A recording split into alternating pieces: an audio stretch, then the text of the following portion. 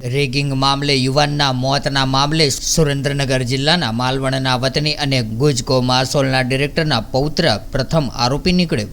એક જ જિલ્લા અને એક જ સમાજના સિનિયર હોવા છતાં આરોપી અવધેશ પટેલે મદદ કરવાના બહાને શરમજનક ઘટના કરનાર લોકોની શું સારવાર કરશે?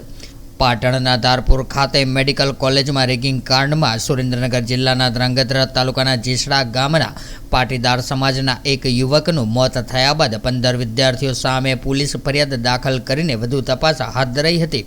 ત્યારે સદર ગુનામાં પ્રથમ આરોપી સુરેન્દ્રનગર જિલ્લાના માલવણના વતની અને સુરેન્દ્રનગર જિલ્લા ગુજકો માસલના ડિરેક્ટરનો પૌત્ર હોવાનું સામે આવતા બંને એક જ વિસ્તાર અને એક જ સમાજના હોવા છતાંય રેગિંગ કાંડમાં સામેલ હોવાનું સામે આવતા સમગ્ર જિલ્લામાં ચકચાર મચી જવા પામી છે।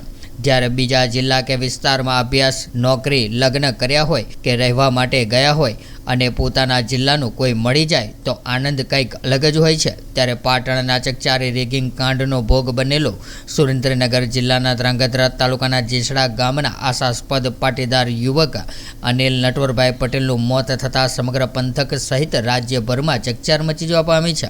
ત્યારે એવામાં રેગિંગથી મોત થયેલ અનિલ અને 15 આરોપીઓમાંનો પ્રથમ આરોપી અવધેશ અશોકભાઈ પટેલ જે બંને સુરેન્દ્રનગર જિલ્લાના તો ઠેક એક જ કડવા પાટીદાર સમાજના હોવાનું પણ સામે આવતા ચકચાર મચી જવા પામી હતી।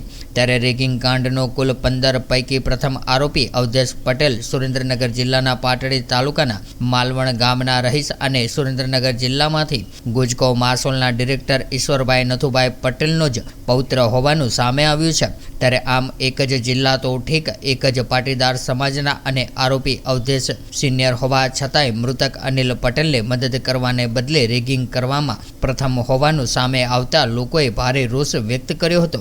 ત્યારે રેગિંગ કાંડનો આરોપી અવધેશ પટેલ પોતાના વિસ્તાર અને સમાજના ડોક્ટર બનવા આવેલા એકના એક પુત્ર હતો। એવા આશાસ્પદ યુવાન અનિલ પટેલને સાચવવા કે મદદ કરવાને બદલે પોતાના મિત્રો સાથે એટલી હદે હેરાન કર્યો કે તેનું મોત થયું। ત્યારે આવા અવધેશ જેવા ડોક્ટર બને તો લોકોની શું સારવાર કરશે?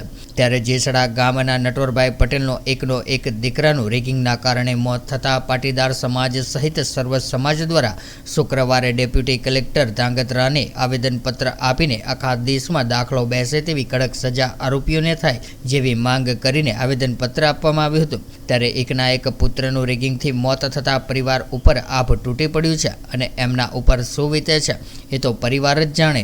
પરંતુ ગુજરાત કે પછી દેશમાં બીજા કોઈ પણ વિદ્યાર્થી રેગિંગનો ભોગ ન બને તે માટે કડકમાં કડક સજા થાય તેવી માંગ ગ્રામજનો દ્વારા કરવામાં આવી હતી।